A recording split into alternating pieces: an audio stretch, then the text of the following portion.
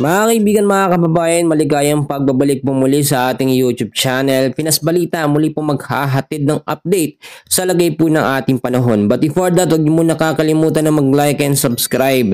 Maraming salamat po. Sa kasalukuyan ho, ay tatlong low pressure area ang ating minomonitor.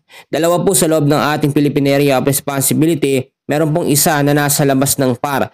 Patuloy pa rin po nagpapaulan sa malaking bahagi ng ating bansa. Ito pong habagat or southwest monsoon. Unahin na muna natin mga kaibigan na alamin ang lokasyon po itong dalawang LPA na nasa loob ng PAR. Ito pong isa ay meron pong layo na 225 kilometers east of southeast of Basco, Batanes. May mahinang epekto ito sa ilang bahagi ng ating bansa, especially dyan po sa area ng southeast of Batanes mga kaibigan. At ito namang isa mga kaibigan ay nasa high chance na maging isang ganap na bagyo sa mga susunod na mga oras. Meron pong lokasyon na 1,140 kilometers east of Central Luzon. So yung senaryo na sinasabi natin dito na posible nga silang magsanib at maging isang ganap po na malakas na bagyo. At kapag naging bagyo mga kaibigan ng isa dito sa LPA nito, tatawagin pong bagyong Dante sa loob ng ating PAR.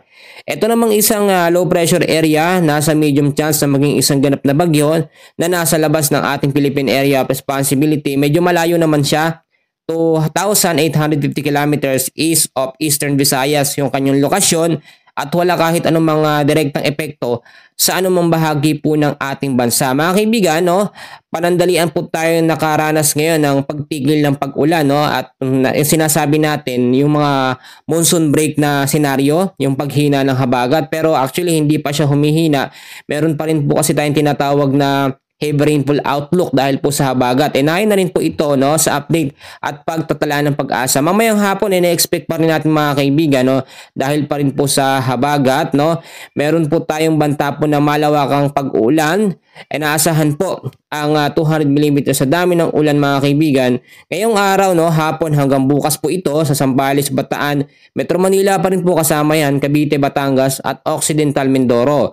100 to 200 mm sa dami ng ulan sa Pangasinan, Benguet, Tarlac, Pampanga, Bulacan, Laguna at Rizal. Meron ding 50 to 100 mm sa dami ng ulan sa Ilocos Norte, Ilocos Sur, La Union, Abra, Nueva Ecija, at sama po ang Oriental Mindoro, Palawan, Marinduque, Romblon, Masbate, Sorsogon, Albay, Camarines Sur, Catanduanes, Antipolo, Iloilo, Guimaras at Negros Occidental. Sa hapon naman po kinabukasan hanggang pagdating po mga kaibigan ng Thursday ng afternoon, July 24, inaasahan natin ang red warning po mga kaibigan, 200 mm sa dami ng ulan. Madami po ito sa Pangasinan, Zambales, kasama na ho dyan ang Bataan.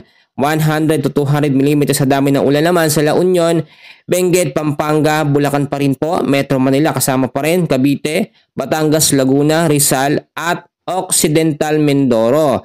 Kasama pa rin dyan mga kaibigan ang Ilocos Norte, Ilocos Sur, Abra, Ifugao, Mountain Province, Nueva Ecija, Tarlac, Nueva Vizcaya, Quezon, Oriental Mindoro, Palawan, Marinduque, Romblon, Albay, Camarines Sur, Catanduanes at Antique na meron pong 50 to 100 mm po na dami ng pag-ulan. Mga kaibigan, maging handa po tayo sa mga pwedeng mangyari tulad na lamang po ng mga pagbabaha, landslide sa mga landslide prone area dahil nga po dyan sa banta ng southwest monsoon. Marami nagtatanong sa atin mga kaibigan, ano daw ba ibig sabihin ng monsoon break? Ang monsoon break po, yung pansamantalang paghina po ng habagat. Actually, yung paghinto ng pag-ulan, kinoconsider din natin yun mga kaibigan na monsoon break, hindi yung umaraw lamang. So asahan natin ngayong hapon hanggang sa gabi mga kaibigan ang occasional at monsoon rains. Pag sinabi natin ng monsoon rains mga kaibigan, yan yung malalakas na tuloy-tuloy na pag-uulan. Occasional rains naman, halos buong maghapon ng ating mararanasan mga kaibigan dahil po sa bantayan ng habagat. At kapag ka nabuo naman na po bilang isang ganap po na bagyo o tropical depression, ang alinman dito po sa dalawang LPA na nasa loob ng PAR, tatawagin po itong bagyong Dante. And hopefully nga po mga kaibigan, kahit yung senaryo na sila ay mag-combine or magsanib ay magbago naman yung kanilang direksyon. May chance na kung ganun mga kaibigan. Dalawang senaryo ang ating kino-consider. Yung unang senaryo ay posibleng mag-landfall at daanan din mismo hindi na ana ni Bagyong Krising, no? Ni Bagyong Dante kapag nabuo na po. Yung pangalawang senaryo, yung pag-record po ng bagyo, paglihis, no? At yung trap or extension na lamang ng kanyang hangin ang makaka-apekto. Sa ngayon, yan muna ang short update natin sa lagay ng ating panahon.